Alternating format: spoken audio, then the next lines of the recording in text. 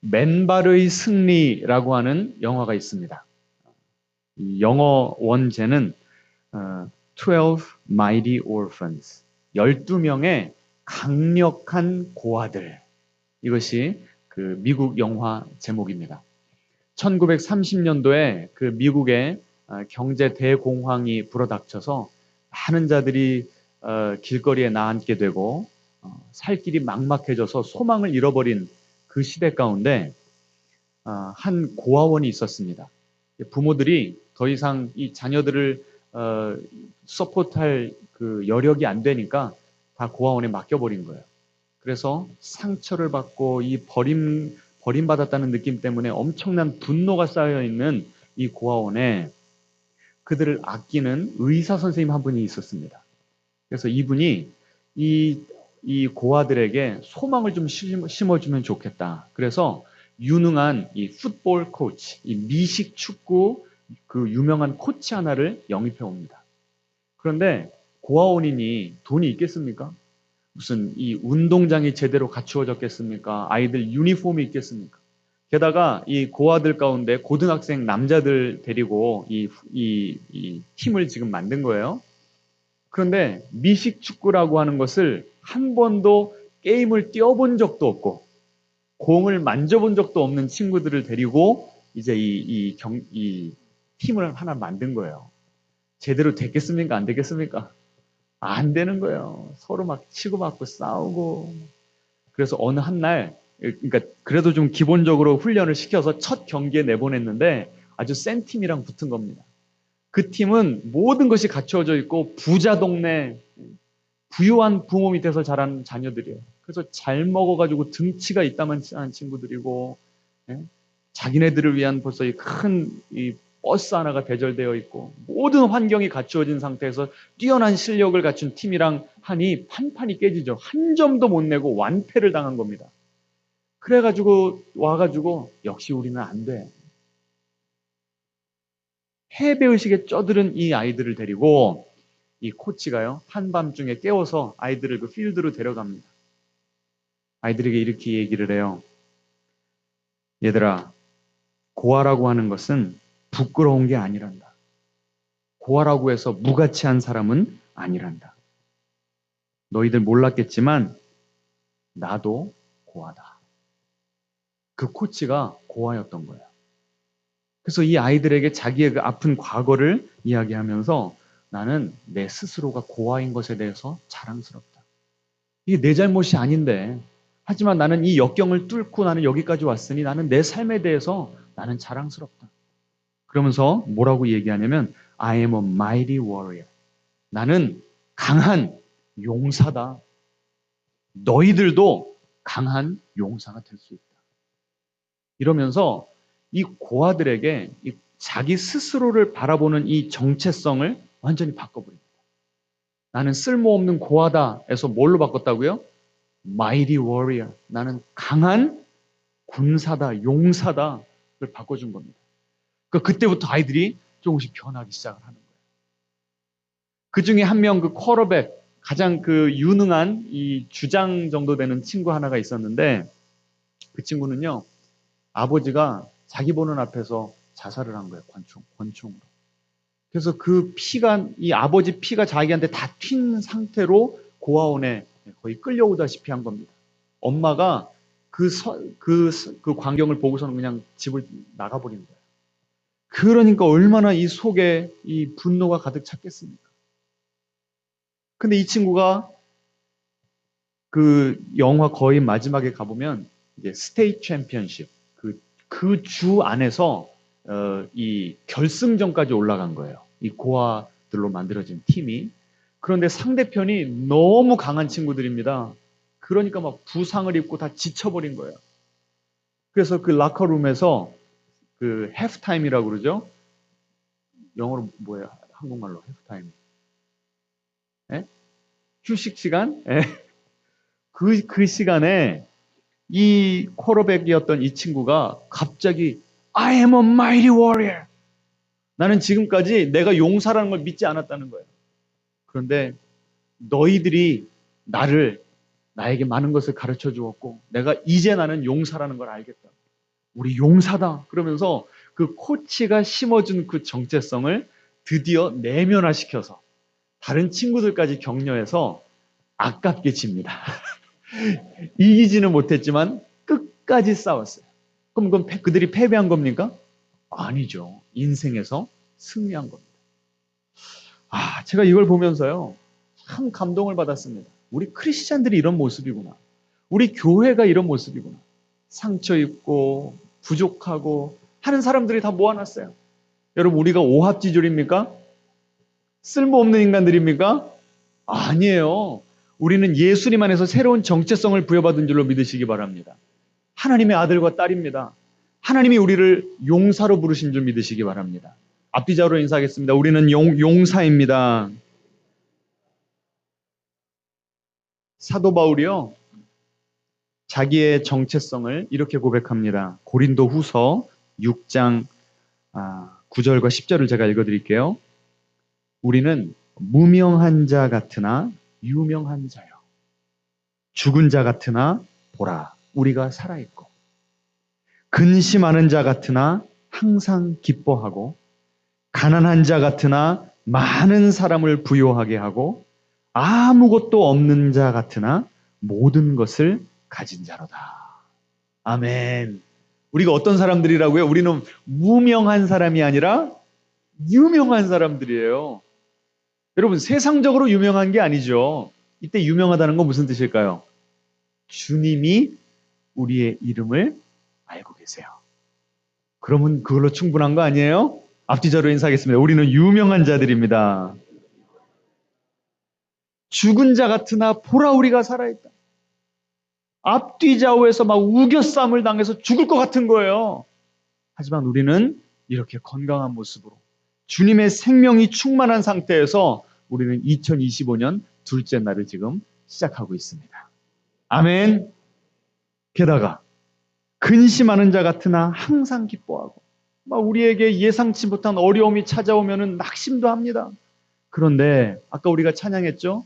나의 앞에 반석에서 샘물 나게 하십니다. 또 와서 기도하고 또 와서 말씀 붙잡으면 주님께서 우리에게 평안을 주십니다. 주님께서 우리에게 힘을 주십니다. 우리 마음 가운데 기쁨이 다시 회복되는 줄로 믿으시기 바랍니다. 이게 우리의 정체성이에요. 아멘. 게다가 가난한 자 같으나, 원래는 어떻게 나와야 맞습니까? 죽은 자 같으나 살아있고, 무명한 자 같으나 유명하고, 그러면 가난한 자 같으나 뭐라 그래야 돼요? 부요하고라고 해야 될 것 같은데 뭐라고 나옵니까? 가난한 자 같으나 많은 사람을 부요하게 하고. 그러니까 내가 부자가 아니라 어떻게 돼요? 하나님이 나를 통로로 삼으셔서 다른 사람들에게 필요를 공급하는 자들로 우리를 삼아준다는 거예요. 앞뒤자로 인사하겠습니다. 우리는 축복의 통로입니다. 아무것도 없는 자 같으나 모든 것을 가진 자로다. 주님의 은혜는 충분하다는 거죠. 이것이 우리의 정체성인 줄 믿으시기 바랍니다. 그래서 우리가 예수님을 믿으면 이렇게 정체성이 바뀌어요. 그러면 그 안에서 사명을 발견합니다. 어떤 사명일까요? 우리의 마음을 다시 재건하는, 우리 가정과 교회의 무너진 곳을 다시 새롭게 세워나가는 그 위대한 사명을 하나님께서 우리에게 주셨습니다. 그러면 우리가 그 사명을 기쁨으로 능력 가운데 감당하면 되잖아요. 그걸 누가 제일 싫어할까요? 사단, 마귀가 싫어하는 거예요. 가만히 두질 않습니다. 자, 이제 느헤미야 4장으로 가보겠습니다. 4장 1절 같이 읽겠습니다. 산발랏이 우리가 성을 건축한다 함을 듣고 크게 분노하여 유다 사람들을 비웃으며, 이 산발랏은요 사마리아의 총독입니다. 이 예루살렘이 잘 되는 것을, 그 꼴을 볼 수가 없어서 어떻게든 걸고 넘어지고 무너뜨리려고 최선을 다하는 사람, 그 악의 세력의 대표적인 인물이 바로 산발랏입니다. 그런데 지금 느헤미야가 하나님이 그의 마음을 움직여주시고 왕의 마음을 움직여주셔서 지금 예루살렘의 총독으로 부임을 했고, 그리고 일장의 연설을 하니까 이 느헤미야의 열정과 하나님이 주시는 그 비전이 백성에게로 다 지금 전이가 됐잖아요. 그래서 우리가 한번 해봅시다, 으쌰으쌰 한다는 그 소식을 들으니까 이 악의 대표자인 산발랏이 어떻게 했대요? 크게 분노했대요. 자, 우리가 이렇게 새벽기도 나와서 막 주님을 찬양하고 말씀을 듣고 주님께 부르짖습니다. 우리의 전투력이 지금 상승하고 있어요. 누가 분노할까요? 사단 마귀가 지금 분노하는 거예요. 막 이를 갈고 있어요. 우리를 어떻게 지금 죽일까? 자, 어떻게 공격을 하는가? 제가 2절을 좀 쉬운 번역으로 제가 읽어드릴게요. 유다인들을 비웃었는데 어떻게 비웃었는가 들어보세요. 힘도 없는 유다인들이 무엇을 한다고 수선을 떠는가? 그들이 자체 방어라도 할 수 있다고 생각하는 게냐? 지금 하나님은 이 유다 사람들을 뭐라고 부르셨다고요? Mighty warrior. 강력한 용사라고 불러주셨는데 지금 이 사단으로 대표되는 이 산발랏이라고 하는 사람은 똑같은 유대 백성들을 보고 뭐라고 얘기한다고요? 너희들은 약해 빠졌어. 너희들은 할 수 있는 게 아무것도 없어. 지금 뭘 공격하는 거예요? 뭘 공격하는 거예요? 하나님의 백성의 정체성을 공격하는 거예요. 이게 사단의 공격의 본질적인 이 핵심입니다. 하나님이 우리를 누구로 부르셨다고요? 용사로 부르셨는데 사단은 우리에게 뭐라고 얘기한다고요? 너는 안 돼. 너는 오합지졸이야. 너는 약해 빠졌어라고 얘기한다. 여러분, 하루를 살아가시면서 어떤 음성이 더 크게 들리세요? 하나님의 음성이 더 크게 들리십니까? 사단 마귀의 음성이 더 크게 들리십니까? 이 영적 이 공격의 실체를 파악하시라는 얘기입니다. 계속 읽어드릴게요. 재물이라도 바치면 무슨 효력이라도 생기는 줄 아느냐? 지금 너네들이 이렇게 나와서 기도하고 뭐 예배드리고 한다고 너네 인생 바뀔 것 같아? 하나님도 어쩔 수 없어. 우리를 막 무섭게 공격을 하는 겁니다. 성벽 공사가 무슨 하루 일거리냐? 그들이 불타버린 잿더미 속에서 혹시 축성에 이 성을 건축하는 데 필요한 돌덩이들을 다시 꺼내어 쓰기라도 할 작정들이냐? 가진 건 쥐뿔도 없는 녀석들이. 라고 이 유대인 사람들을 지금 조롱하는 거예요. 여러분, 우리도 살아가면서 이런 이야기 들어본 적 있습니까? 없습니까? 우리의 마음 가운데 발작 버튼을 누르는 그런 이야기들이 있어요. 제가 프린스턴에서 공부할 때 왜 제가 휴학했다고 말씀드렸어요. 제가 그 중고등부 전도사 하고 있었는데 그 고등학교 여자애 하나가 와가지고 저한테 교회 월급 받으러 오냐고. 그 한마디 듣는데요. 제 마음이 무너져 버렸어요. 한 과목을 듣고 교수님에게 이메일을 보냈습니다. 제가 박사 과정을 좀 들어가려고 하는데 어떻게 생각하십니까? 하나님을 섬기는 데는 많은 길이 있습니다. 무슨 뜻이에요? 무슨 뜻이에요? 박사 과정 들어오지 말라는 거예요. 제가 그 말을 듣고 다 무너져 버렸다니까요. 살 소망이 없어져 버렸다니까요. 여러분에게는 어떤 말이 여러분에게 발작 버튼으로 다가옵니까? 여러분은 어떤 말을 들을 때 저 밑에까지 그냥 나락으로 떨어져 버립니까?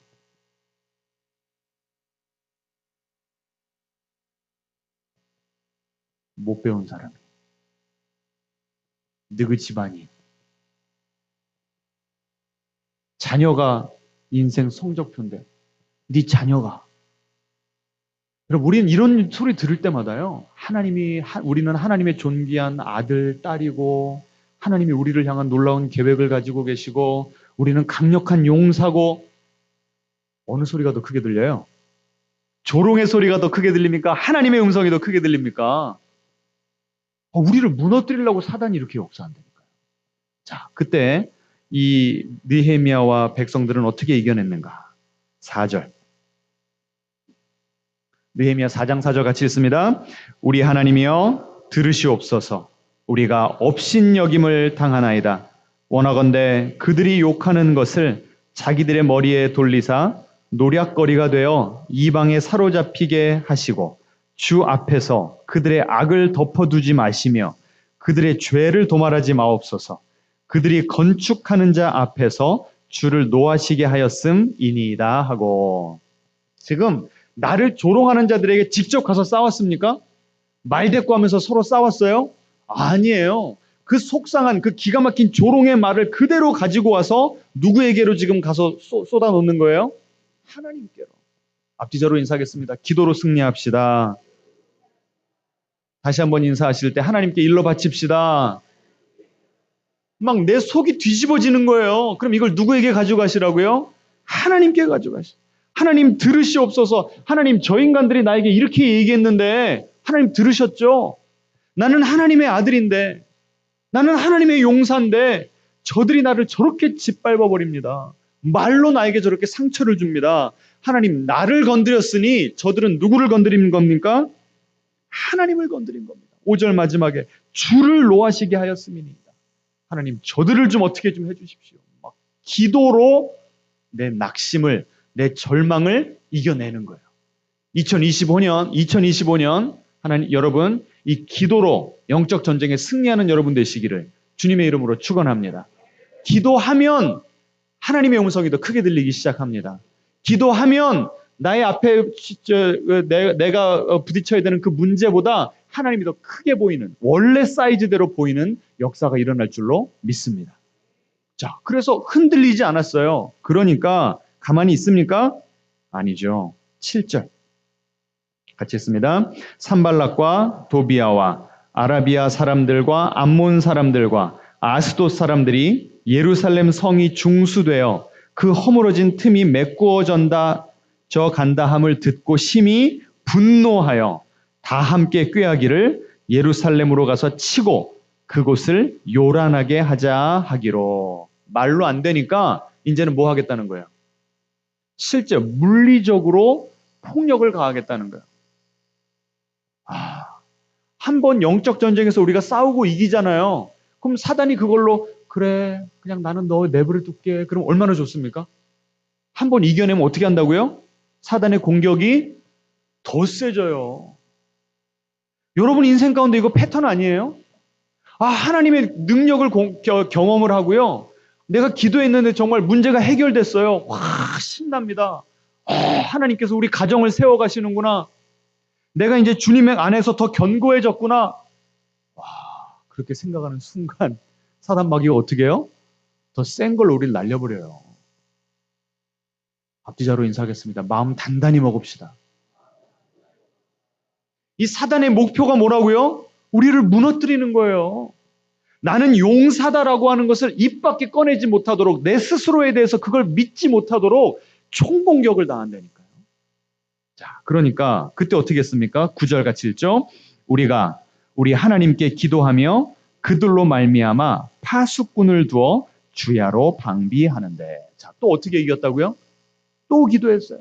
그리고 이제는 물리적인 압박을 하니까 어떻게 했다고요? 파수꾼을 두어서 주야로 방비했답니다. 자, 일은 일대로 하는 거예요.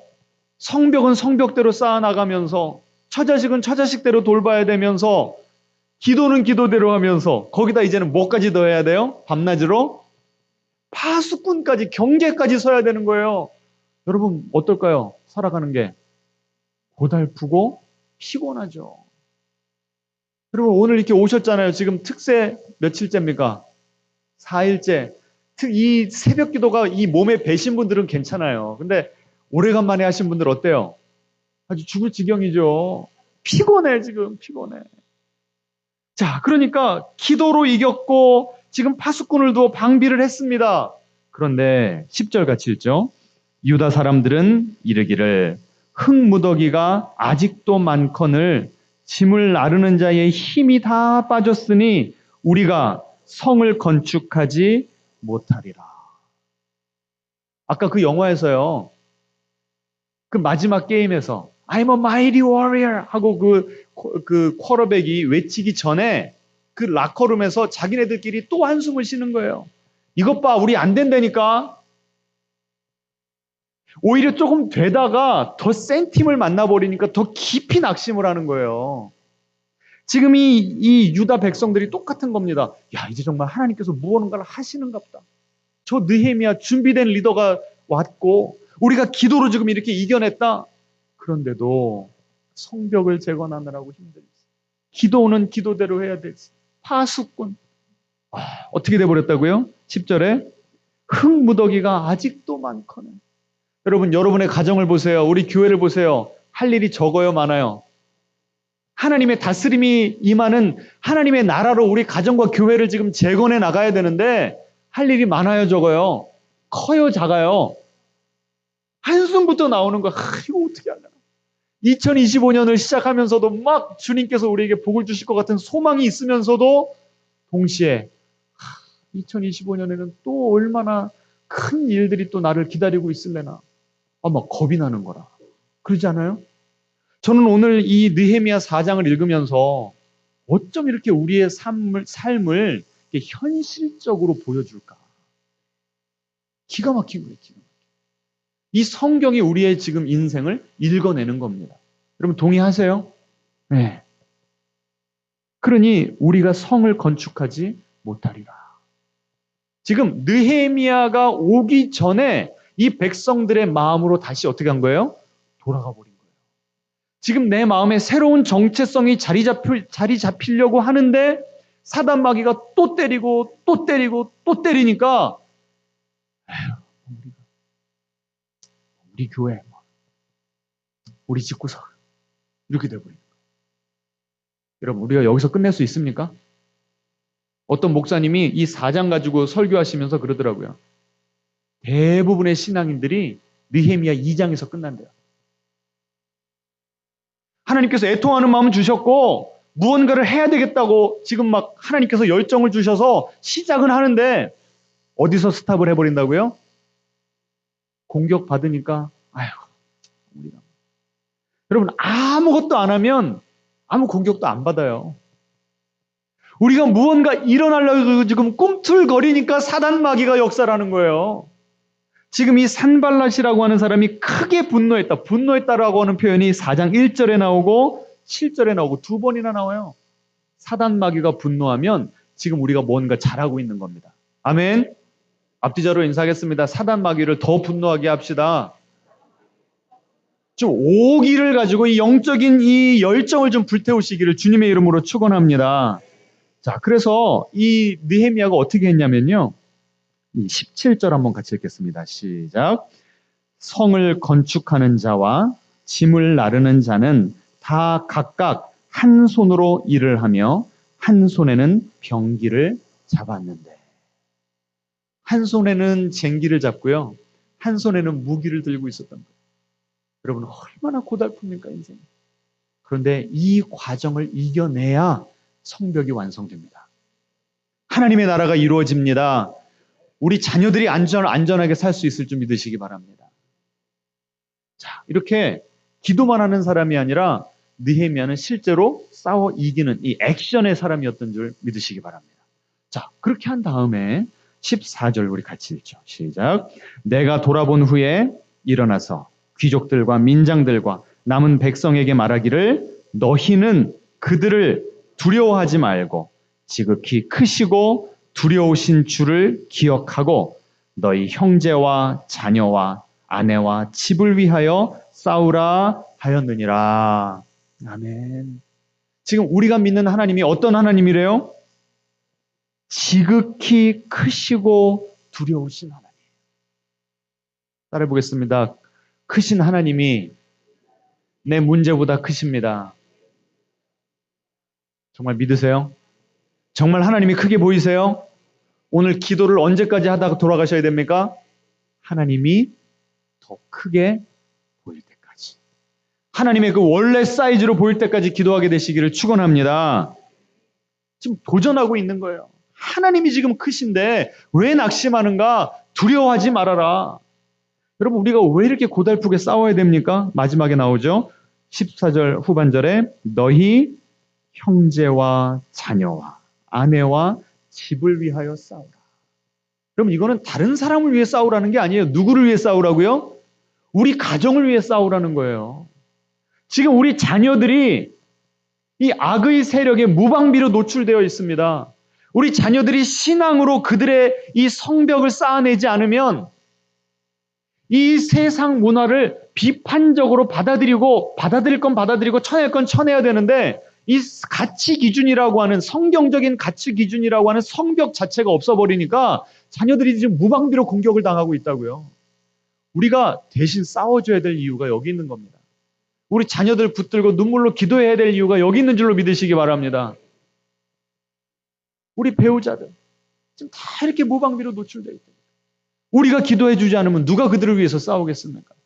왜 우리가 이렇게 처절한 싸움을 싸워야 돼요? 같이 살아야 되니까. 같이 살아야 되니까.